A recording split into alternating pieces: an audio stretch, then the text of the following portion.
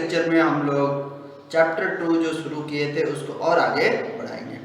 तो last lecture में हम इलेक्ट्रिक फ्लक्स के बारे में पढ़ लिए थे। इलेक्ट्रिक फ्लक्स के लिए एक फॉर्मूला भी डिराइव किए थे, फाई बराबर ई डॉट एस, जहाँ पे ई था हमारा इलेक्ट्रिक फील्ड वेक्टर और एस था हमारा सरफेस एरिया वेक्टर। तो इलेक्ट्रिक फील्ड और सरफेस एरिया दो चीज हमको चाहिए इलेक्ट्रिक फ्लक्स निकालने के लिए, तो फाई बराबर ई डॉट एस। तो यहाँ पे एक बात मैं आप लोगों को बता देता हूँ कि ये जो फॉर्मूला है ना, फाई बराबर ई डॉट एस, ये तब लागू होता है जब हमारा सरफेस एक प्लेनर सरफेस, एक प्लेन सरफेस है और जो इलेक्ट्रिक फील्ड लाइन्स है, इलेक्ट्रिक फील्ड है वो यूनिफॉर्म इलेक्ट्रिक फील्ड है, तब जाके फाई बराबर ई डॉट एस लागू होगा। बात है समझ में? तो ये जो फॉर्मूला हमारा लास्ट लेक्चर में आया था, फाई बराबर E vector dot S vector, तो ये फॉर्मूला किसके लिए लागू होता है मेरे को बताओ। ये फॉर्मूला तब अप्लाई होता है जब ये सरफेस हमारा एक प्लेन सरफेस है और ये फील्ड हमारा यूनिफॉर्म फील्ड है। ओके, तो ये चीज हमेशा याद रखना। तो आज हम पढ़ेंगे अगर हमारा ये फील्ड यूनिफॉर्म ना हो के नॉन यूनिफॉर्म फील्ड हो गया, मतलब वेरिंग फील्ड हो गया, बदल रहा है फील्ड, है ना, और हमारा जो सरफेस है प्लेन सरफेस के अलावा कोई दूसरा सरफेस अगर आ गया, मान लो ऐसा सरफेस आ गया जिसका एरिया वेक्टर अलग अलग डायरेक्शन में ओरिएंटेड है, ओके, तो उस केस में हमारा फ्लक्स का क्या फॉर्मूला आएगा, बात है समझ में? तो उसको हम निकालने जा रहे हैं, तो ये ध्यान से देखो इधर। ओके, तो आज हम फ्लक्स निकालेंगे। तो कंडीशन अब देखो, phi for non uniform field है ना, non uniform field and for any surface, any kind of surface, तो कोई भी तरह का सरफेस के लिए और नॉन यूनिफॉर्म फील्ड के लिए तो हम एक जनरल फार्मूला निकालेंगे और उस फार्मूले में भी मतलब हम यूनिफॉर्म और प्लेनर का कंडीशन लगा के फिर ये प्रीवियस वाला फार्मूला भी निकाल सकते हैं, है ना।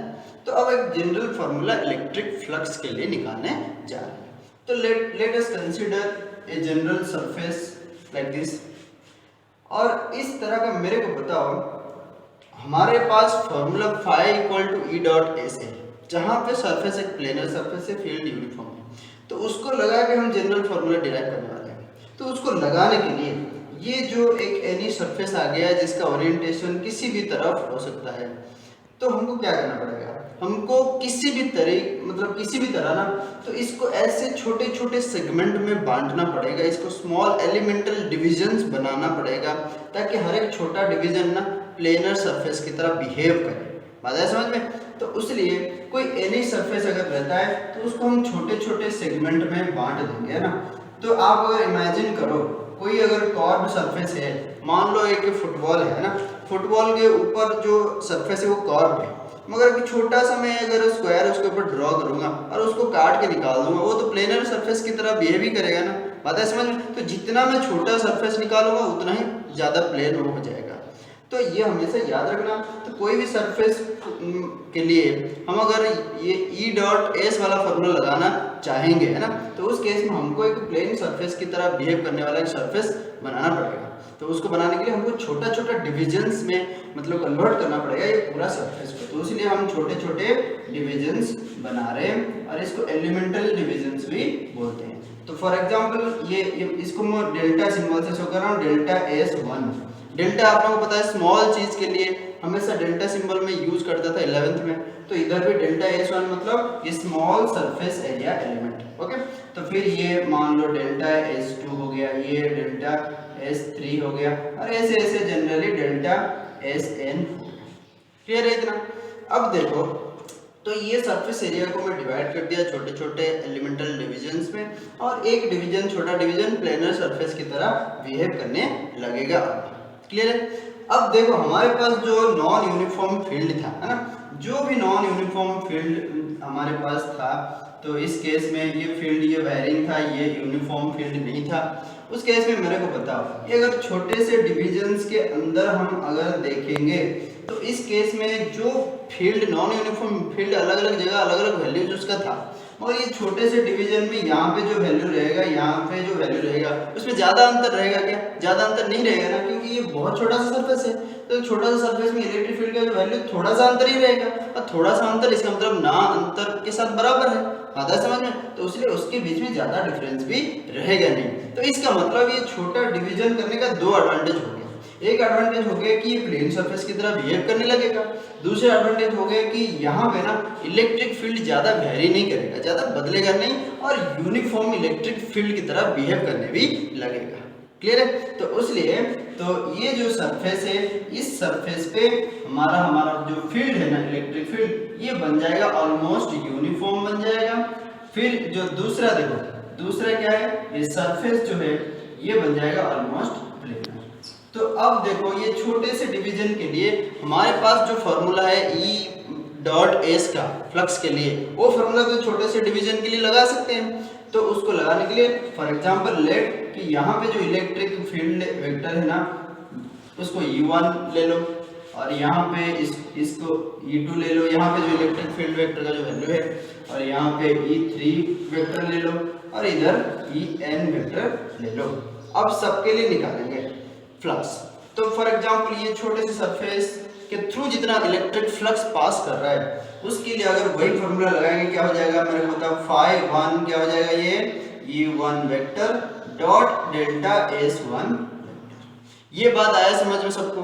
यहाँ पे E1 क्या है, ये uniform almost uniform electric field जो वैल्यू है यहाँ पे इस सरफेस पे, और ये डेल्टा S1 वेक्टर क्या है, ये सरफेस एरिया वेक्टर है इस छोटा सा सरफेस का, बात जो कि आउटवर्ड की तरफ रहता है उस सरफेस को। क्लियर है? और ये लास्ट लेक्चर में इसके बारे में बताया था। तो ये आ गया phi1 जो कि electric flux passing through delta S1 surface. तो सिमिलरली मेरे को बताओ phi2 कितना हो जाएगा, ये हो जाएगा E2 vector dot delta S2 vector. तो इस तरह का जनरलाइज कर सकते हैं। तो phi n कितना हो जाएगा मेरे को बताओ, तो En vector dot delta Sn vector. तो ये आ गया हमारा ये जनरल एक्सप्रेशन किसके लिए, ये हमारा इलेक्ट्रिक फ्लक्स के लिए। इसको n के बदले n को हटा के ना I भी लिख सकते हैं। क्या लिख सकते हैं? I भी लिख सकते हैं। तो I एक मतलब एक n जैसे जनरल नंबर था, I भी वैसे ही जनरल नंबर। क्लियर है? तो अब मेरे को बताओ, तो टोटल अगर निकालूंगा, टोटल ये टोटल फ्लक्स में निकालना चाहता हूँ पूरा सरफेस के थ्रू, तो पूरा सरफेस के थ्रू टोटल फ्लक्स निकालना चाहता हूँ, तो मैं क्या करूँगा बताओ मेरे को? तो पूरा का पूरा सबको प्लस करूंगा, है ना? तो इसलिए total flux through entire surface will be entire surface. आप लोगों को पता है ना, फ्लक्स इलेक्ट्रिक फ्लक्स एक स्केलर क्वांटिटी है, और सारे स्केलर को हम अलजेब्रिकली प्लस कर सकते हैं। तो सारे सरफेस के थ्रू जो छोटे छोटे थोड़ा थोड़ा जो फ्लक्स जा रहे हैं सबको प्लस कर देंगे, टोटल सरफेस के थ्रू कितना फ्लक्स जा रहा है वो पता चल जाएगा। तो इसलिए total flux through the entire surface phi, it will be phi1 plus phi2 plus up to phi n। तो इस तरह का रहेगा उसका वैल्यू, है ना? तो यहाँ पे अब मेरे को बताओ, अब यहाँ पे टोटल फ्लक्स का ये फॉर्मूला आ गया हमारे पास। तो अब ये phi1 phi2 phi n जो वैल्यू था उसको लाके इधर पुट करूंगा और मेरे को phi मिल जाएगा। तो वहां से मेरे को phi क्या मिलेगा बताओ मेरे को? बढ़िया से ये डायग्राम भी अभी थोड़ा मैं मिटा रहा हूं, ध्यान से देखना बोर्ड पे कि जो हमारा इधर फॉर्मूला था phi1 phi2 phi n तक, उसको इधर रखेंगे और पहले लिखेंगे E1 dot delta S1 plus E2 dot delta S2 similarly En dot delta Sn। तो ये आ गया हमारा टोटल फ्लक्स। और इसको जब इस तरह का बहुत सारे टर्म्स प्लस होके लिखा जाते हैं, इसको एक टर्म में लिख सकते हैं समेशन यूज करके, आप लोगों को पता है। तो वैसे लिखेंगे तो क्या हो जाएगा? तो वैसे हो जाएगा phi I equal to summation I equal to 1 to n ये EI डॉट डेल्टा S आता है समझ में? तो ये आ गया हमारा, ये क्या आ गया? ये आ गया एक general expression total flux through any surface. Okay, तो टोटल फ्लक्स जो पास हो रहा था उसको हम निकाले कि phi1 प्लस phi2 ऐसे phi n तक सारे फ्लक्स को प्लस कर दिए, हमको टोटल फ्लक्स मिल गया। तो यहाँ पे जो टोटल फ्लक्स मिला तो phi 1 phi 2 ऐसे phi n तक जो एक्सप्रेशन हमारा आया था उसको यहाँ पे लाके मैं रख दिया और सबके लिए एक जनरल एक्सप्रेशन लिख दिया और सब प्लस हुए थे तो इसलिए समेशन के फॉर्म में मैं लिख दिया इसको। क्लियर है? तो अब मेरे को एक बात बताओ कि जो हमारा छोटा सा जो सरफेस था, ओके, उसका जो सरफेस एरिया डेल्टा एस था, तो यहाँ पे डेल्टा एस आई यही एलिमेंटल सरफेस एरिया को रिप्रेजेंट कर रहा है। अगर delta S I tends to 0 होगा मतलब ऑलमोस्ट बहुत छोटा है, ऑलमोस्ट 0 है उसका सरफेस एरिया, तो उस केस में क्या हो जाएगा मेरे को बताओ। तो तुमको बताया था ना, जब कोई भी स्मॉल चेंज इन एक फिजिकल क्वांटिटी जब टेंस टू 0 हो जाता है ना, उस केस में लिमिट आ जाता है। जब लिमिट का कंसेप्ट आ जाता है तो ये डेल्टा वो डी बन जाता है। जैसे कि याद करो हम 11th में पढ़े थे कि ये limit delta x tends to 0 delta y divide by delta x, ये था हमारा dy बाय dx, याद है ना। तो यहाँ पे ये small change in y variable, small change in x variable, जो x इंडिपेंडेंट वेरिएबल में जो चेंज है ना वो जब ऑलमोस्ट 0 हो जाएगा, बहुत कम, उस केस में delta y bye delta x को हम dy बाय dx लिख सकते हैं कि derivative of y with respect to x। तो ये इसका मैथमेटिकल डेफिनेशन है, तो इसलिए वो वाला अजम्पशन इधर लगा देंगे और लगाने के बाद हम ये समेशन को एक इंटीग्रेशन सिंबल से रिप्लेस कर सकते हैं। बताया समझ में? तो ये समेशन सिंबल लगाते हैं जब बहुत सारे सरफेस वो डिस्क्रीट रहता है, डिस्क्रीट मतलब अलग अलग रहता है, ओके, मगर हमारा इधर सारा सरफेस एलिमेंट्स जुड़ के फिर एंटायर पूरा टोटल सरफेस को दे देंगे तो ये तो पूरा कंटिन्यूस हो जाएगा। तो जब कंटिन्यूस चीज आ जाता है तो उसके लिए ये समेशन, कंटिन्यूस समेशन को इंटीग्रेशन से मतलब शो करते हैं। बताया समझ में? और वही हो जाएगा, ये कंडीशन लगा दो कि when delta s I tends to 0 then we can replace discrete summation, ये है डिस्क्रीट समेशन, अलग अलग प्लस करने को बोलते हैं discrete summation by continuous summation. तो कंटिन्यूअस समेशन से रिप्लेस कर सकते हैं, कंटिन्यूअस समेशन, ओके। तो कंटिन्यूअस समेशन और इंटीग्रेशन, कंटिन्यूअस समेशन किसको बोलते हैं हम? इंटीग्रेशन को ही बोलते हैं। तो अब हम इसको इंटीग्रल फॉर्म में लिख सकते हैं और इंटीग्रल फॉर्म में लिखेंगे तो इसका वैल्यू क्या होगा? अब ध्यान से देखो, यही चीज को मैं इंटीग्रल फॉर्म में लिखूंगा, ये समेशन हट जाएगा, इंटीग्रेशन आ जाएगा और ये ई आई वाई नहीं रहेगा, ई डॉट डेल्टा एस हो जाएगा ds, ओके। तो ये आ गया हमारा इलेक्ट्रिक फ्लक्स का इंटीग्रल फॉर्म। और ये फॉर्मूला सबसे इंपॉर्टेंट है आप लोगों के लिए, क्योंकि आगे जाके गॉस लॉ जब पढ़ेंगे और गॉस लॉ का एप्लीकेशंस पढ़ेंगे वहां पे ना यही फॉर्मूला काम आने वाला है आप लोगों का। ये सब तो बेसिक्स था, जो बाकी जो फॉर्मूला बताया ई डॉट एस हो गया या ये वाला फॉर्मूला हो गया, ये बेसिक्स था, है ना, मगर ये फॉर्मूला आप लोगों को मैथमेटिकल कैलकुलेशंस में काम आएगा। क्लियर है? तो उसलिए तो इलेक्ट्रिक फ्लक्स का ये जो फॉर्मूला है आप लोगों को याद रहना जरूरी है। और अगर यहाँ पे इलेक्ट्रिक फील्ड अगर नॉन यूनिफॉर्म ही अंदर रहेगा और यूनिफॉर्म है तो कांस्टेंट, इसको बाहर ला सकते हो, तो ds का फिर इंटीग्रेशन s हो जाएगा, फिर वहां से हमको e डॉट s निकल जाएगा, ओके। तो ये आ गया जनरल फार्मूला और इसका स्पेशल कंडीशन, ये दोनों इसको कांस्टेंट अप्लाई कर देंगे तो फिर ये आ जाएगा। क्लियर है? तो अब ये हमारा जनरल फार्मूला मिल गया किसके लिए? इलेक्ट्रिक फ्लक्स के लिए। यही हम निकालना चाहते हैं और इसको इंटीग्रल फार्मूला भी बोलते हैं इलेक्ट्रिक फ्लक्स का। क्लियर है? तो इसको क्या बोलते हैं? Integral formula, integral formula for electric flux. तो इलेक्ट्रिक फ्लक्स का इंटीग्रल फार्मूला हमको मिल गया, ओके। तो ई डॉट एस इंटीग्रेशन, ये हमेशा याद रखना। कभी कभी भी बुक में देखोगे ना इस तरह का एक सर्कल लगाया हुआ रहता है, तो जब इंटीग्रेशन में एक सर्कल लगा देते हैं ना, इसको बोलते हैं क्लोज्ड इंटीग्रेशन। क्या बोलते हैं?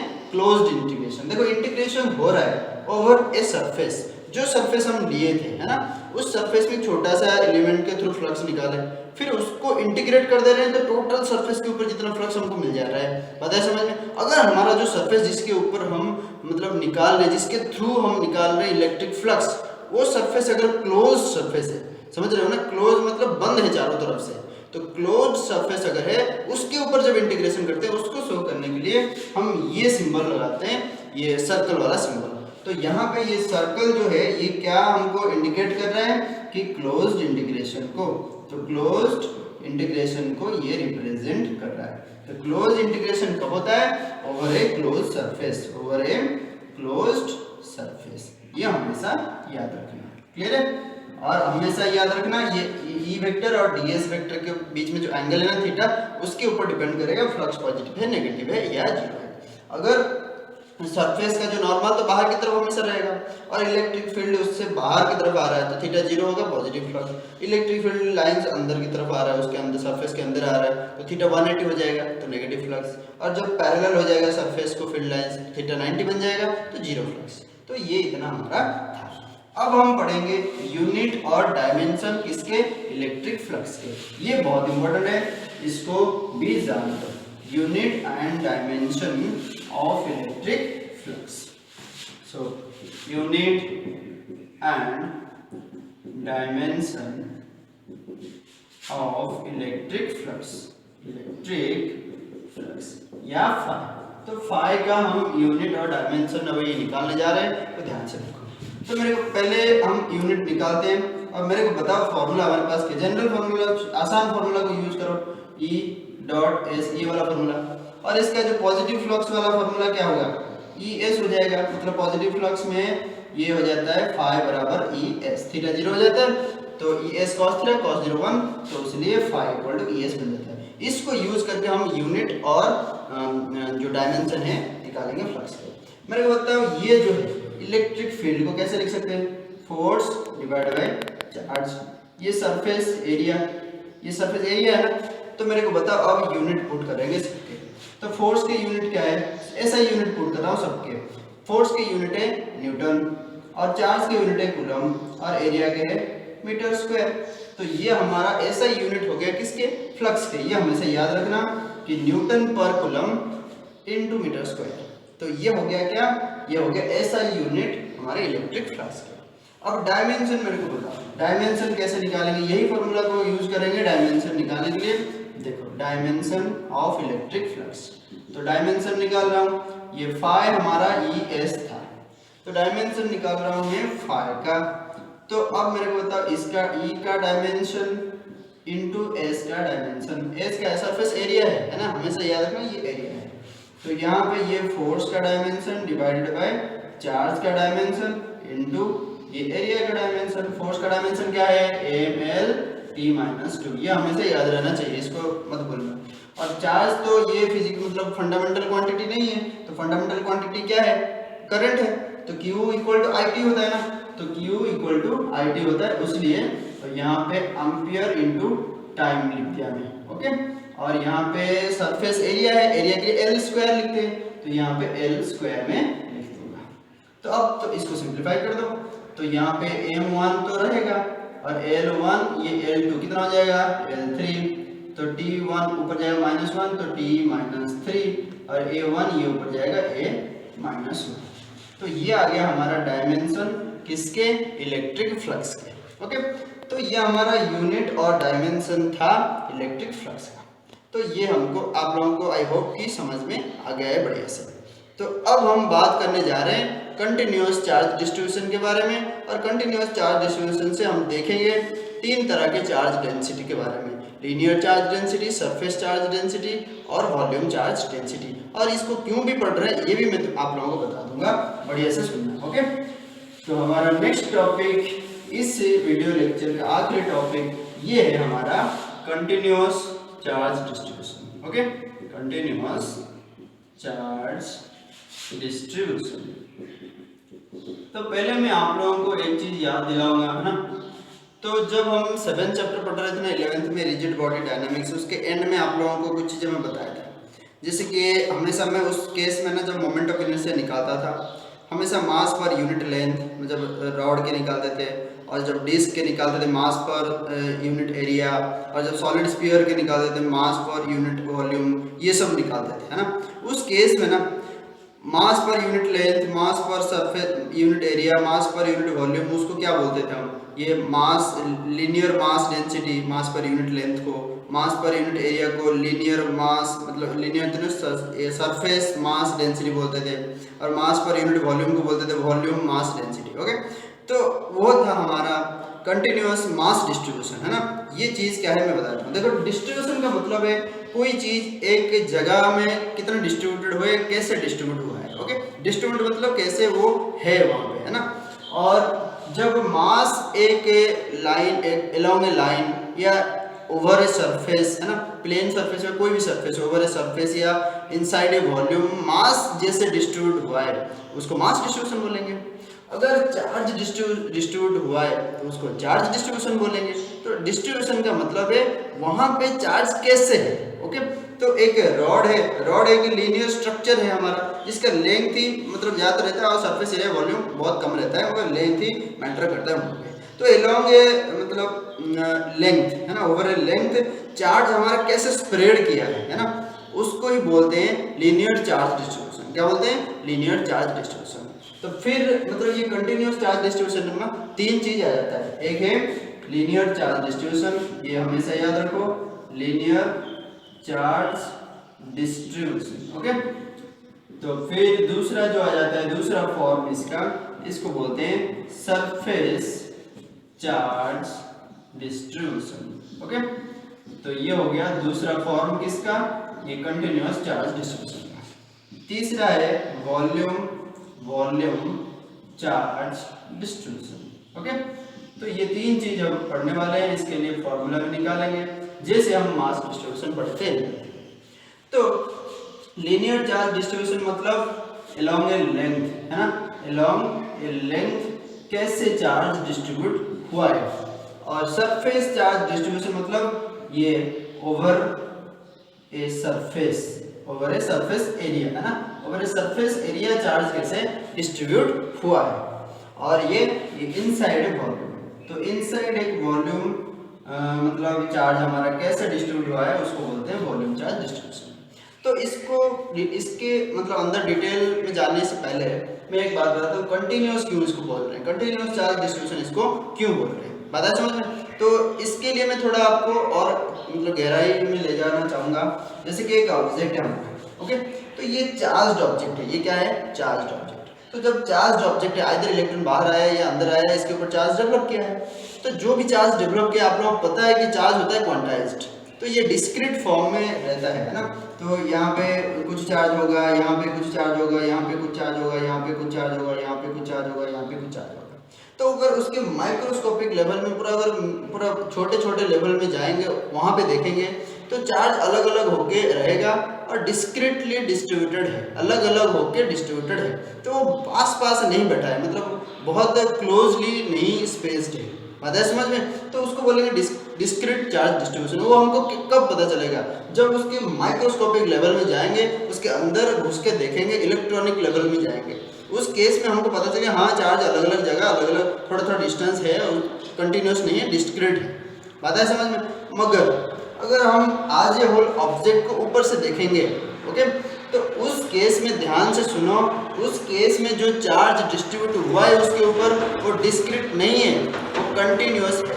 क्योंकि हमको लगेगा कि जितने भी चार्ज डिस्ट्रीब्यूट है वो पूरा सरफेस के ऊपर यूनिफॉर्मली हर जगह डिस्ट्रीब्यूट हुआ है, इस तरह का बहुत बहुत बहुत बहुत पास पास है, क्लियर है। तो उसलिए ना जब हम माइक्रोस्कोपिक लेवल में देखते हैं कोई भी ऑब्जेक्ट को या कोई भी चीज को, माइक्रोस्कोपिक ध्यान से सुनो, माइक्रोस्कोपिक लेवल, माइक्रोस्कोपिक मतलब लार्ज स्केल। तो लार्ज स्केल में जब देखते हैं हमको उसके ऊपर जो चार्ज का डिस्ट्रीब्यूशन है वो लगता है कंटिन्यूअस। क्या लगता है? कंटिन्यूअस। हमको लगता है कि यूनिफॉर्मली चार्ज हर जगह यूनिफॉर्मली डिस्ट्रीब्यूट हुआ है, आता है समझ में। उसलिए हमको बोलते हैं कंटिन्यू, हम उसको क्या बोलते हैं? Continuous charge distribution. और इसके बारे में हम क्यों पढ़ने जा रहे हैं? इसके बारे में इसलिए पढ़ रहे हैं ताकि ये कंटिन्यूअस चार्ज डिस्ट्रीब्यूशन के लिए एक जनरल फॉर्मूला अगर निकाल देंगे ना, उसको यूज करके हम इसकी वजह से, ये पूरा चार्ज डिस्ट्रीब्यूशन की वजह से फोर्स, इसकी वजह से इलेक्ट्रिक फील्ड, इसकी वजह से पोटेंशियल, इसकी वजह से पोटेंशियल एनर्जी, पूरा चीज पता कर सकते हैं, बात है समझ में।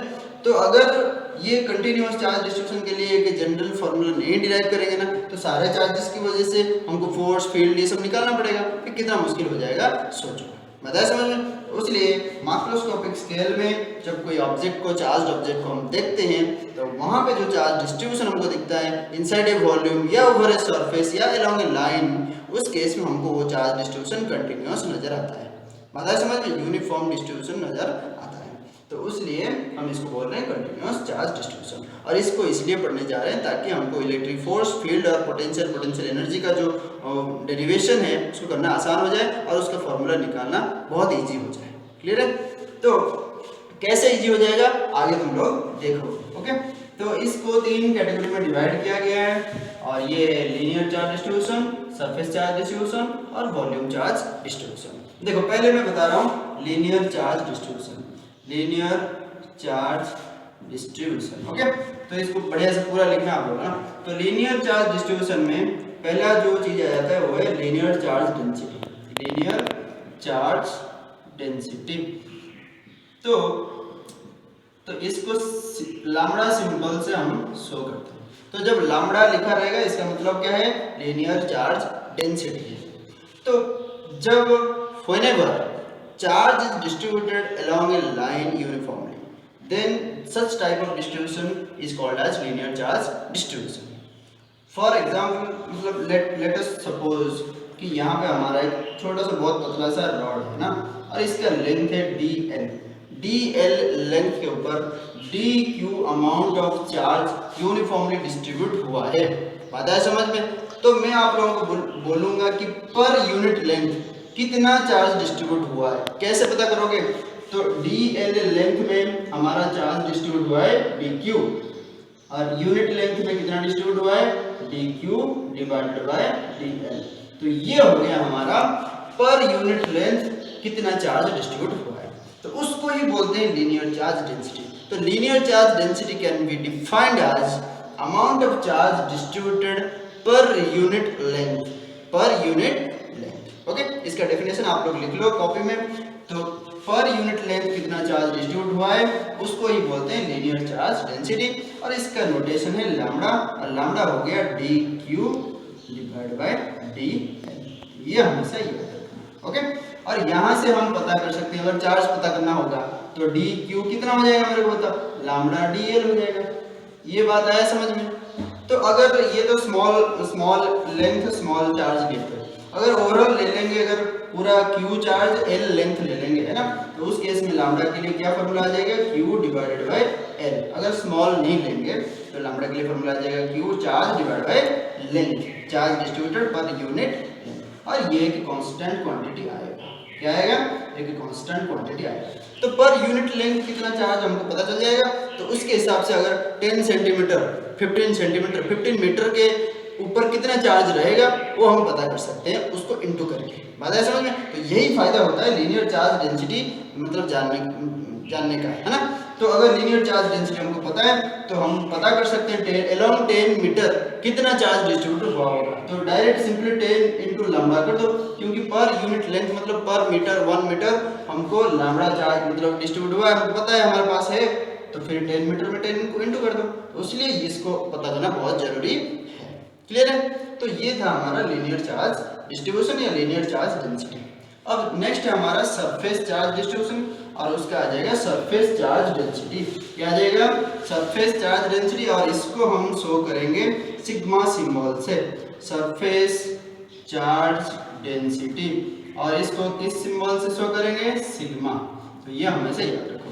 Whenever charge is distributed uniformly over a surface area, over a surface area, या ध्यान से सुनो, such type of distribution is called as surface charge distribution.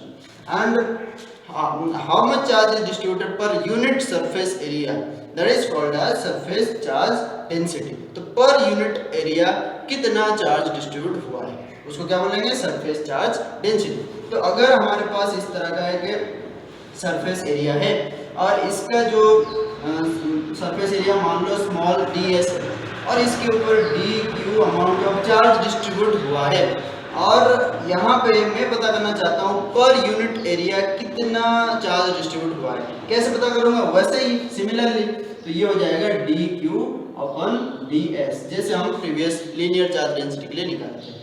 तो ये पर यूनिट एरिया कितना चार्ज है उसको डिवाइड करके हम पता कर लिए, और इसको ही बोलेंगे हम क्या, सिग्मा बोलेंगे। तो सिग्मा जो कि सरफेस चार्ज डेंसिटी है, उसके लिए हमारा क्या फॉर्मूला आ गया, dq अपन ds। ये फॉर्मूला सब इंपॉर्टेंट है, लैम्डा dq अपन dl, सिग्मा dq अपन ds, और यहां से dq कैसे पता चल जाएगा, dq equal to sigma ds। Okay, तो ये है चार्ज।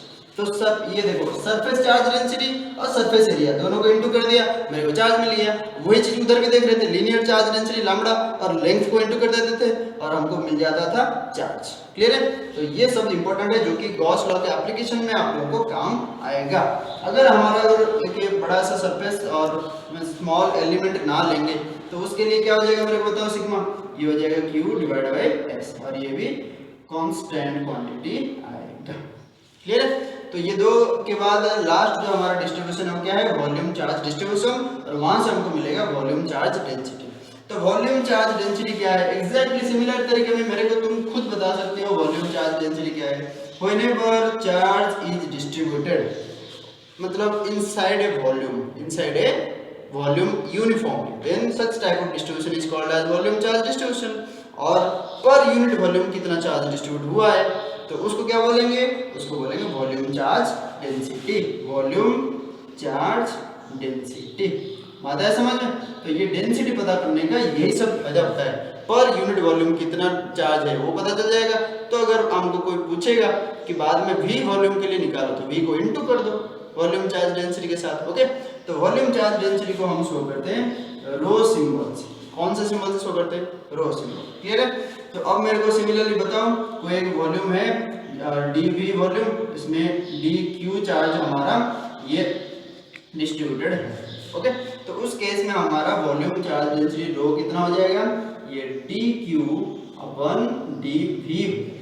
पता है समझ में? तो यहां से मेरे को बताओ चार्ज कितना हो जाएगा, dq equal to rho dv।